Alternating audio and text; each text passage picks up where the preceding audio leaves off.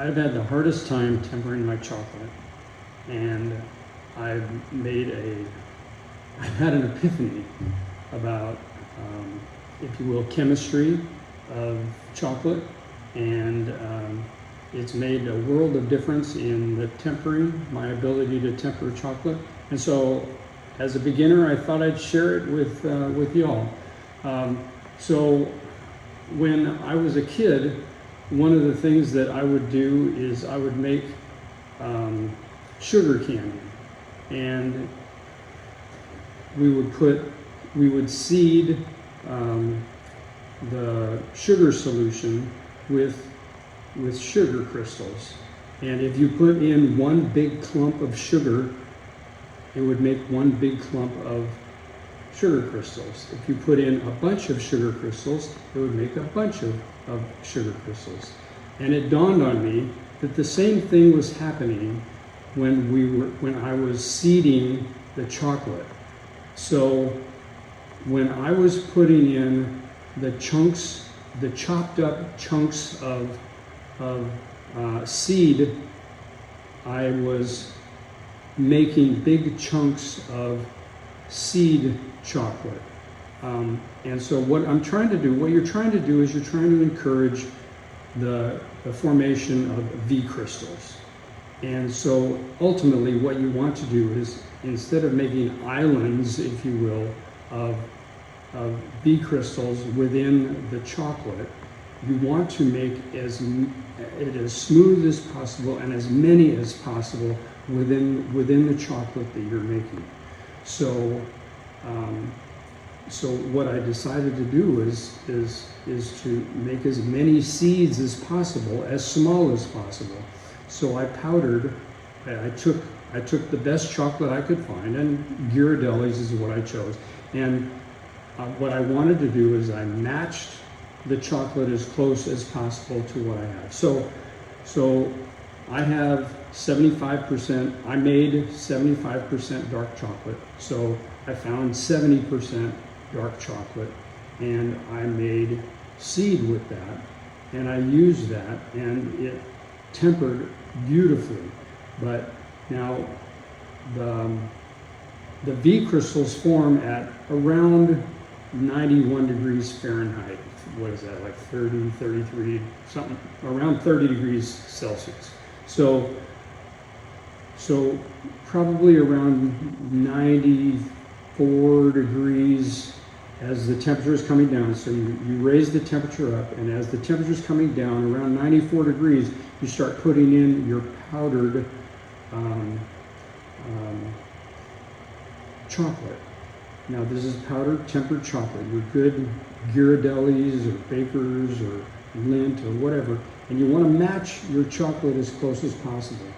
So anyway, so that's the way I seed it, and you continue to seed it till it gets to around, as the chocolate comes down to probably 91 degrees or something like that. Continue to seed it, and you'll see it thicken up, and you'll see those seeds. And if some of those seeds don't melt, it's not that big a deal, because you've matched the chocolate to what your chocolate is. So that, at least that's the way I see it. I'm not trying to make something that's going to go into competition or something like that. So anyway, so trying to make your powdered chocolate. Now this isn't powdered chocolate like the powdered chocolate you buy. It's got to have that. It's got to have that fat in it. Powdered chocolate that you buy doesn't have fat in it. So you've got to make it from a chocolate bar, and so that's what I'm going to demonstrate today. There's some tricks to it.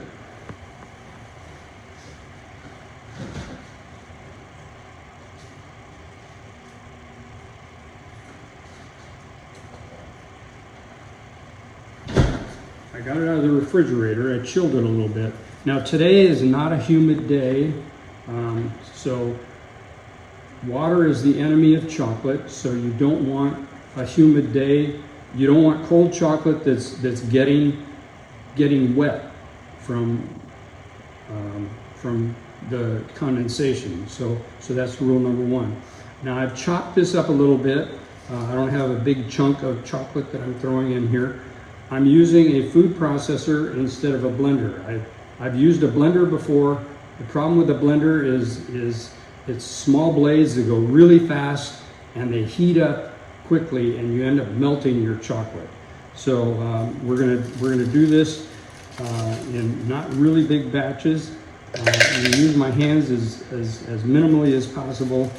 I'm gonna do about half the chocolate bar. And we'll put that in there. And the one, I've got it on liquefy.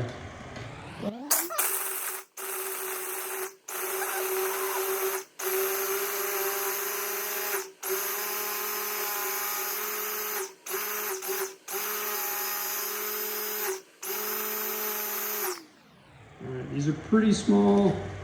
It's not great, but they're pretty small, so we'll go with it. You see, that's pretty small. It's kind of what we're going for. The finer you can get, the better. Again, you're balancing, trying to keep it from melting. You want to get as fine as possible without melting it.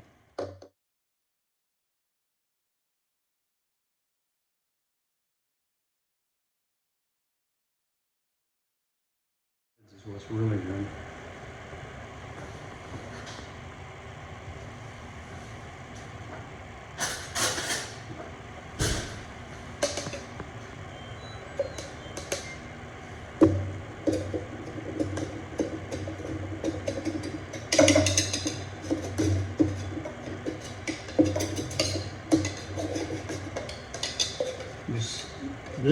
This stuff that kind of impacted or packed up on the sides is what's really good. It's super fine, and it's kind of weird because it's so fine, it packed itself in.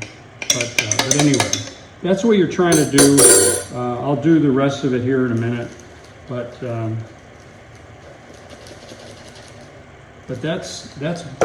that ends up working for me much better than putting in big clumps of seed, and I get a much higher success rate on my temper. So that's what I've got as far as my Epiphany goes on making that. You can try the food processors. You can try the